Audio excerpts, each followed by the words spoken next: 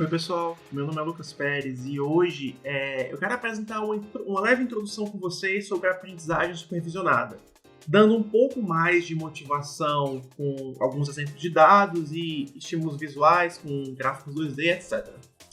E quero também apresentar para vocês hoje uma técnica chamada KNN, que é uma das técnicas mais intuitivas e mais básicas de aprendizagem de máquina supervisionada, beleza? Então, vamos começar. Eu tenho aqui um notebook, certo? No Colab, que deve estar aqui no link da descrição, aqui para vocês aqui embaixo em algum lugar. E, bom, a aprendizagem supervisionada, como vocês devem saber, é um dos tipos de aprendizagem mais comum que existe na academia em geral. E a ideia é que nós temos o dado, nós temos a informação que desejamos aprender e precisamos aprender. Suponhamos aqui esse conjunto de dados, certo? Esse vetor aqui com esses pontos e assumamos também que nós temos essas colorações, azuis e vermelhos. Então, eu tenho os dados que são azuis e eu tenho dados que são vermelhos. E aí, tudo bem, tá simples, tá legal. Supondo que nós tenhamos um novo dado. Chegou uma nova amostra que é esse losango preto. Aí eu posso chegar e perguntar, bom, esse dado eu nunca categorizei ele, eu não tenho ideia sobre a cor que ele deve ser, mas eu sei dos outros. Então, como que eu posso aprender, como que eu posso prever qual vai ser a cor que deve ser pintada esse ponto novo? Bom, eu acho que você já deve ter ouvido falar na expressão, acho que é até bíblica, diga-me com quem tu andas, que eu direi quem tu és.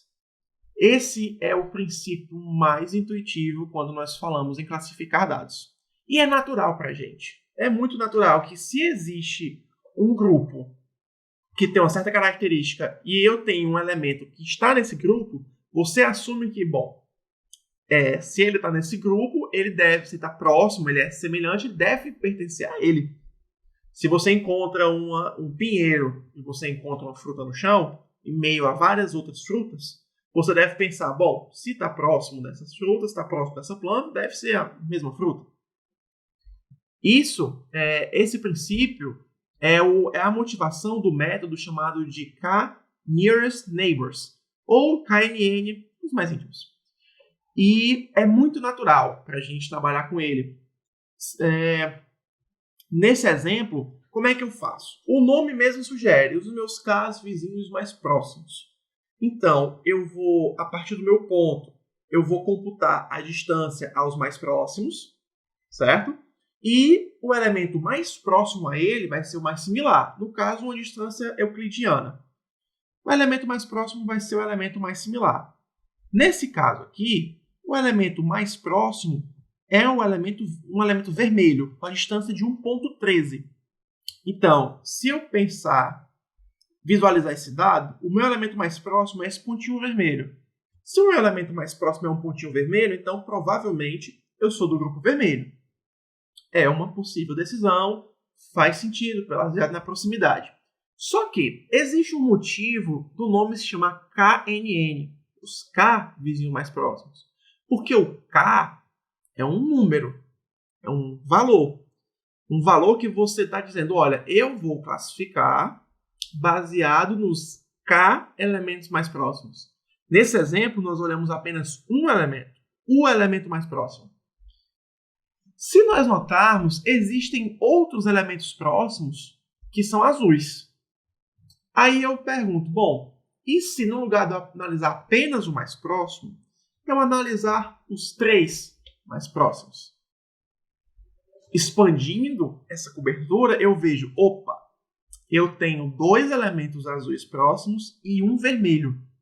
Então, nesse caso, eu estou dizendo que o meu novo dado deve ser pintado de azul. Ou seja, eu aumentei o meu K e mudei o resultado da minha classificação. Então, é muito importante a escolha desse K. Existem várias maneiras de você analisar heuristicamente, como escolher, etc. Mas vamos focar aqui apenas nos princípios. Esse K é quem vai dizer Se eu aumentasse o meu K, provavelmente, vamos olhar aquela tabela lá em cima. Aumentando o meu K, K igual a 1, eu vou ter apenas um vermelho. K igual a 2, eu vou ter um vermelho e azul.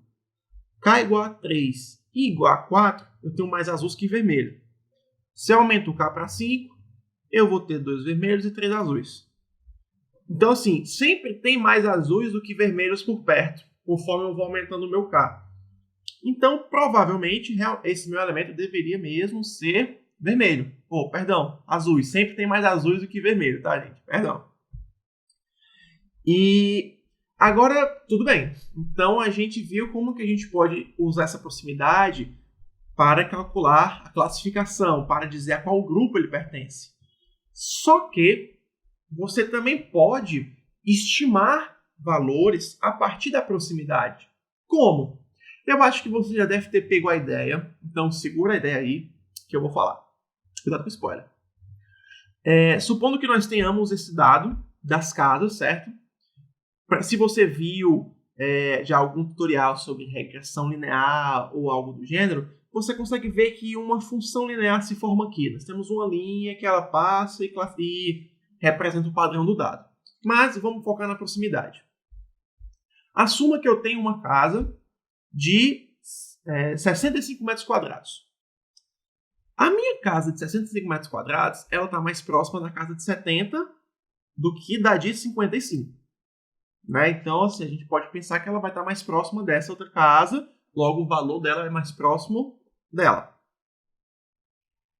Se a gente calcular as distâncias, a gente vai ter isso.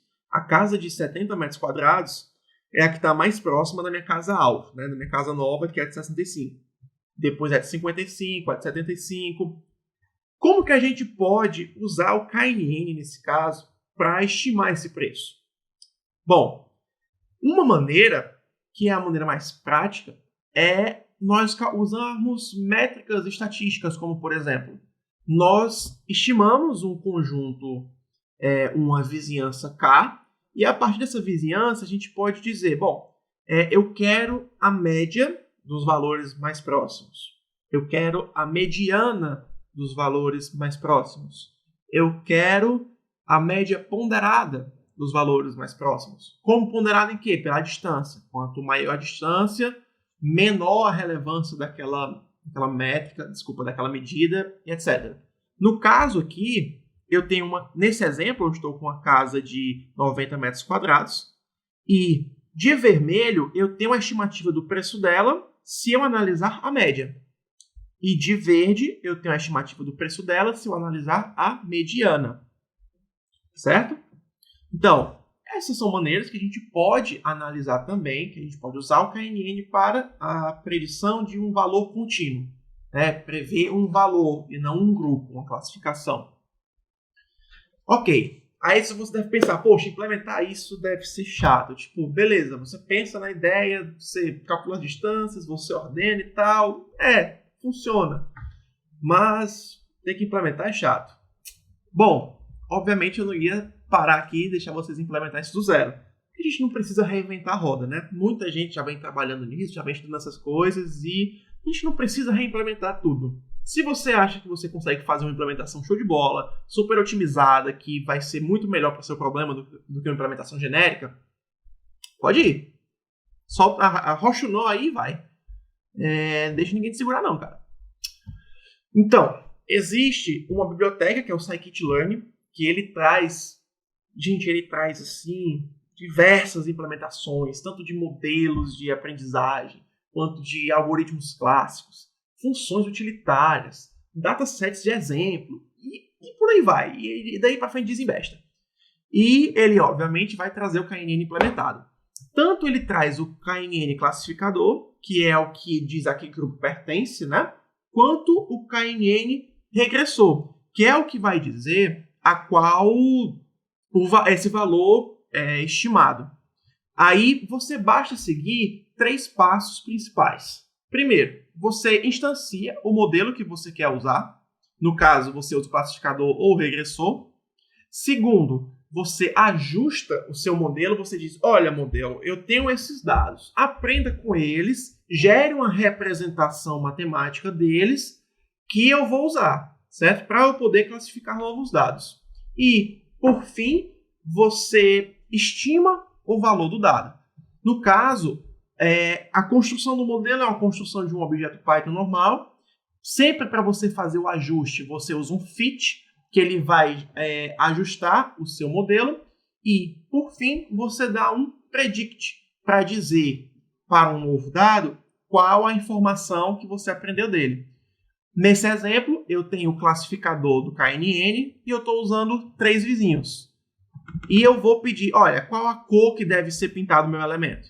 E ele vai dizer que o elemento nessa coordenada, como a gente viu lá em cima, ele deve ser pintado da cor B, que é a cor azul. Analogamente, para o regressor, o valor da casa de 89 metros quadrados, perdão, eu falei que era 90 lá em cima, mas era 99, era 89. Ele estima que, no modelo dele, o valor da casa deveria ser 346.666,66 centavos. Perceba que o fluxo é sempre o mesmo. Cria o modelo, dá um fit e o predict para saber o valor da informação. Bom, para finalizar, alguns questionamentos que eu particularmente acho bem interessante de se pensar em relação ao KNN, que é o seguinte. Primeiro, quais valores de K a gente deve usar? Valores grandes? Valores pequenos? Valores médios? Como que a gente decide? Bom, tudo depende do seu problema. Mas a gente viu lá em cima que usar o K igual a 1 é custoso, ou melhor, é perigoso, porque você está pegando só um dado próximo, mas só que ele está numa vizinhança, ele está, digamos assim, no limite da fronteira de um grupo a outro. Então, você fazer só isso não dá certo. Para o regressor, a mesma coisa. Se eu vou pegar só o preço da casa mais próxima, como é que eu calculo uma média, uma mediana, uma média ponderada? Não tem. É uma boa ideia utilizar o K como total número de dados?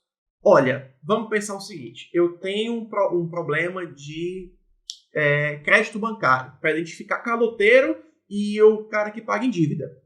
Supondo não, normalmente a gente tem, vamos supor, para cada 10 mil dados, a gente tem, sei lá, 8 mil que pagam em dia e 2 mil que são caloteiros.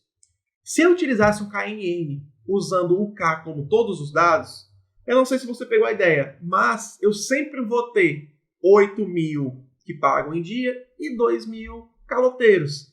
Então, todo dado que eu colocar, eu sempre vou ter 8 mil mais próximos desse dado novo, e só 2 mil do outro. Então, nunca usemos o total do número de dados como K. E nem perto disso. Vamos usar Ks menores do que isso. Outra coisa também interessante é pensar, poxa, armazenar todos os dados para poder computar a distância, todos os elementos, é uma coisa super custosa. Se você tem 1 milhão de dados, imagina, você tem que manter 1 milhão de dados em memória, você tem que encontrar os vizinhos mais próximos, percorrendo todo mundo. É custoso, gasta tempo de execução, gasta memória. Existem outras abordagens do KNN que elas fazem adaptações, como por exemplo, eles não usam todos os dados, eles usam apenas centroides dos grupos. Eles não usam todos os dados, nem centroides, eles calculam, estimam distribuições gaussianas, distribuições probabilísticas, para saber a probabilidade, dado a média e a variância de um grupo, a probabilidade daquele elemento pertencer àquele grupo. Existe também a abordagem mais clássica, que é de você pegar apenas o mais próximo, que você ainda tem o custo de armazenamento, mas o processamento ainda é um pouco mais rápido. E deixa também o questionamento de será que Capitu traiu o Bentinho? Traiu, não traiu? Bom, não cabe a mim decidir e falar sobre isso, beleza? Bom, pessoal, eu fico por aqui com vocês. Eu espero que vocês tenham entendido, que vocês tenham gostado. Qualquer dúvida, coloca aqui embaixo nos comentários. E, bom, é isso aí. Até a próxima. Fique em casa. Valeu, pessoal.